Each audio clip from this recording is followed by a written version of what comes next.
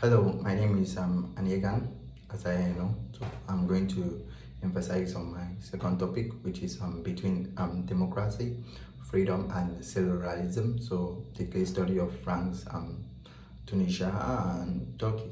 So it's like a comparative perspective. So before I start going deep, I'm going to explain what's democracy. So democracy is like a type of government in which the people have power to consider and decide the legislation, which we could refer as direct democracy, or elect representative to do so, which can be seen as representative democracy. So what's freedom?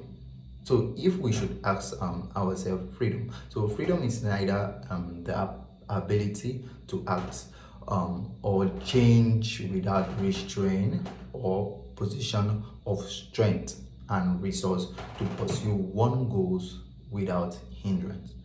So I also came up with secularism. So the objective of secularism is to guarantee and safeguard the freedom of religious belief and practice for all citizens. So before I emphasize on France, so we should see the capital of France is Paris, and the official EU language of France is French. So we also see that France has Catholicism also plays a role. So we in the country we also see that Catholicism has 47%, while the Protestantism has 2%. So during some time some Eastern Orthodoxy came in, which experienced 1%. So no religion no religion had 33%. So Islam had 4%. So Buddhism had 2%. So Judaism has 1%. So other religions also has 1%. So the France actually was an EU member since January 1958. So its currency is euro, if we or euro area member since first January 1999.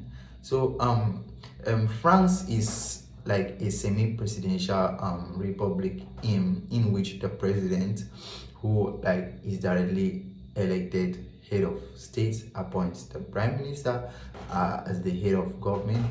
And the land of France is being divided into 18 administration regions. So we have 13 metropolitan and 5 abroad. So what is the name for French secularism?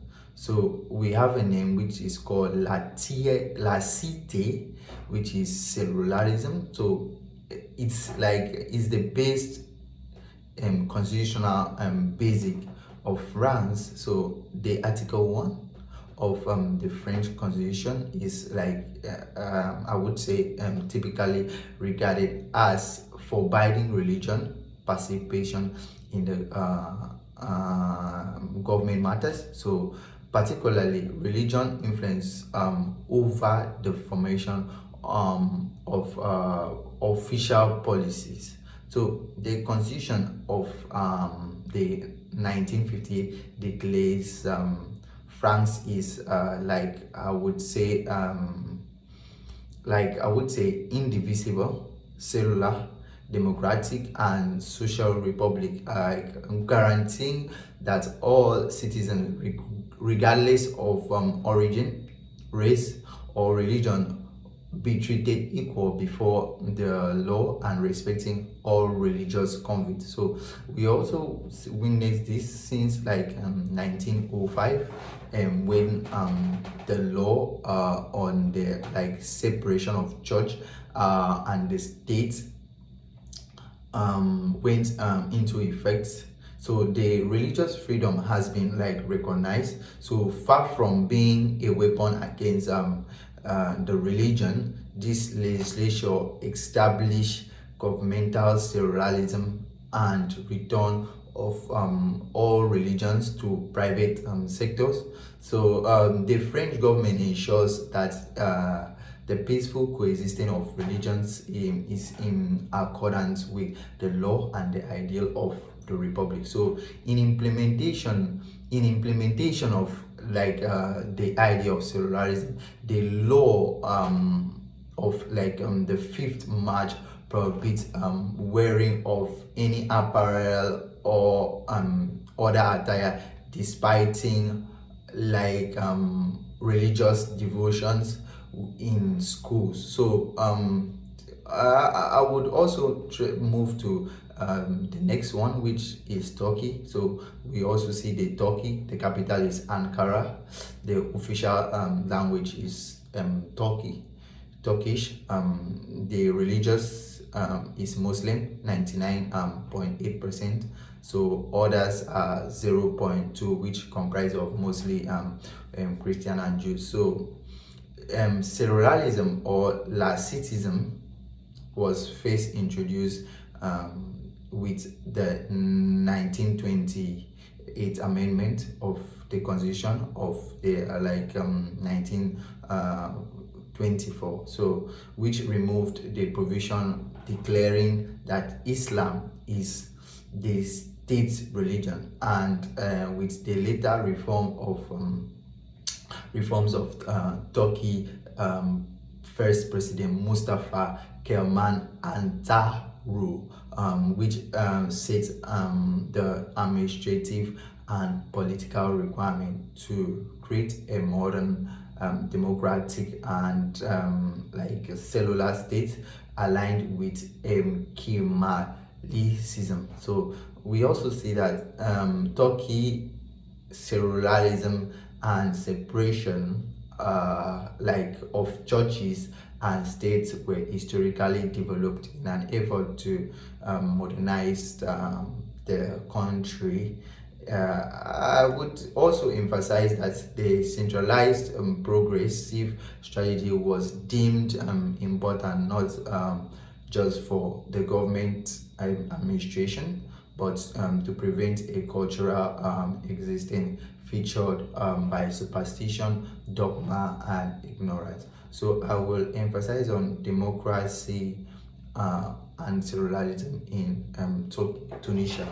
So Tunisia is formerly known as a Republic of Tunisia. So it's like a northernmost country in Africa. So it's part of the Maghreb area of North Africa, bordered to the west and the southwest by Algeria, to the southeast by Libya, and to the north and the east by the Mediterranean Sea. So it's it includes 19th century ancient cities of Carthage, and the great mosque of Kairouan.